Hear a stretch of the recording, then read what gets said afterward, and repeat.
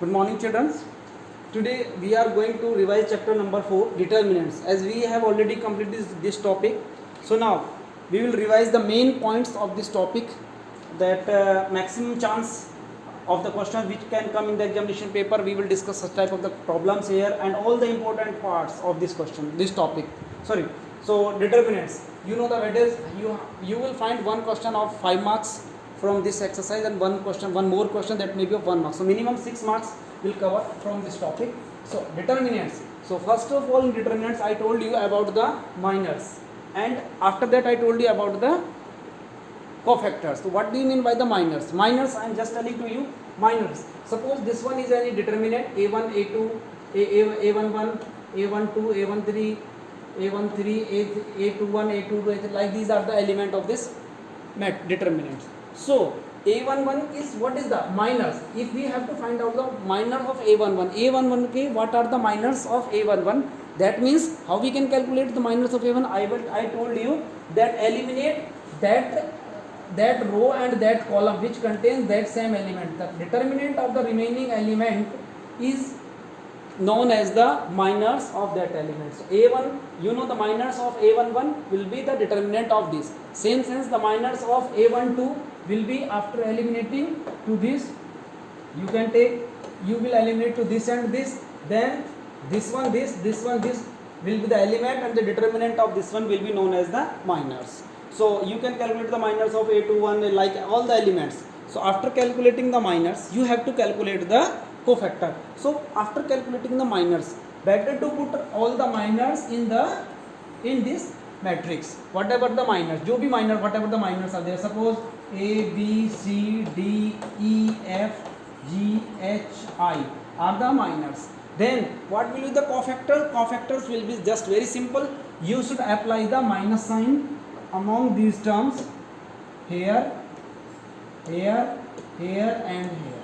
So that means this will be the cofactors. So these will be the cofactor. Otherwise you can also calculate. Here I have mentioned here this format, minus, minus, minus, minus. You have to follow this pattern, or you can memorize this sign convention: plus, minus, minus, plus, minus, plus, minus, plus, minus, or plus, minus, plus. So this is simple thing. Next we should move on the next point. What we discussed next, second point was our area of triangle. So area of triangle, in the previous class you know very well the area of the right angle triangle equals to half of base into height. But here the vertex of the coordinate of the vertex of the triangle are given to you: x1, y1, x2, y2, x3, y3. And after that you have to find out the area of the triangle. So now the area of the triangle is what? Area of the triangle equals to half of determinant of x1, y1, x2, y2, x3, y3. That means the coordinate of the vertices,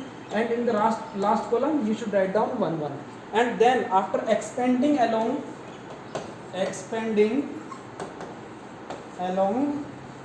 R1, you will find to this one.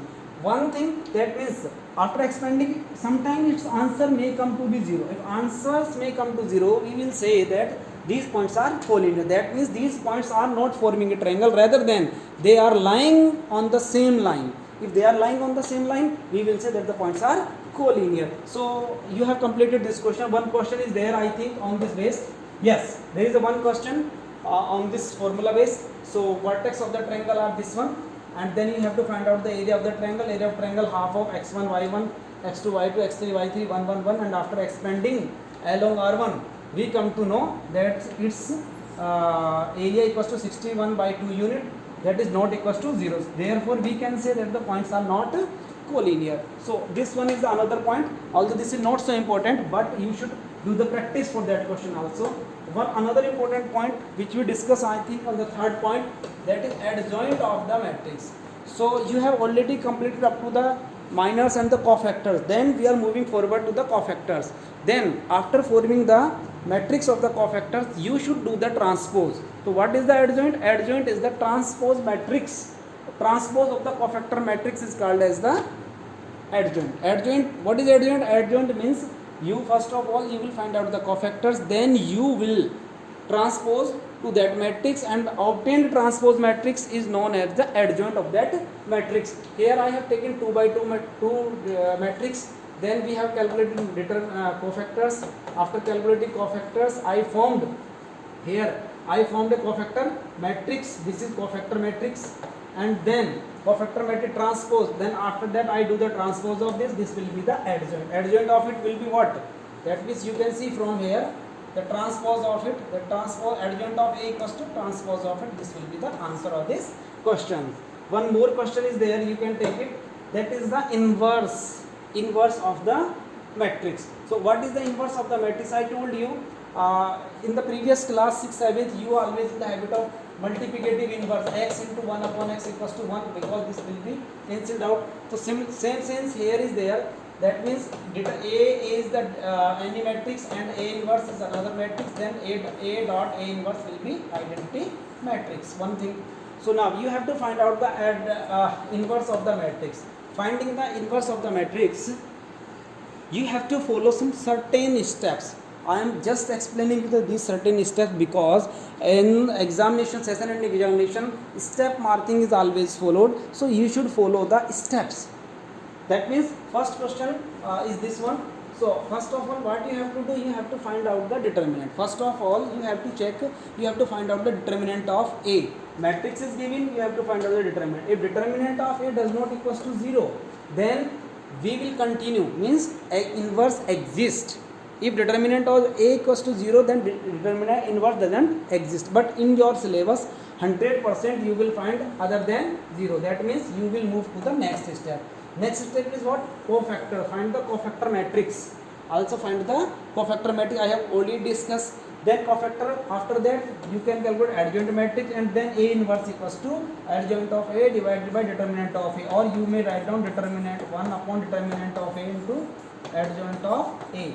So this will be done here. Is it okay? So we have taken one question based on this one. You can take this question. A is there. This is 3 by 3 matrix. First of all, you have calculated determinant of A. Determinant of A is equals to minus 3. That is not equals to 0. Therefore, inverse exists. Then you will find out the cofactors. Cofactors, you can apply minus sign here, or at last you can complete it. After finding the cofactors, you will make the cofactor matrix. I think you have made it here. Minus 1, minus 4 and 1. Yes, minus 1, minus 4 and 1. Minus 1, minus 4 and 1. This is the cofactor matrix. Then after that you have to find out the inverse. So that means cofactor matrix is completed. Then you will find the adjoint of A. Adjoint of A means transpose of it, and then inverse of A equals to 1 upon determinant of A into adjoint of A. And so this will be the answer of this question. So we have already discussed such point in the when we completed the lecture. So now this was the recapitalization of this topic. So we have completed some slides also. Later on we will complete the rest part of this one. So you should do the practice and based on this question. So thank you very much. Okay.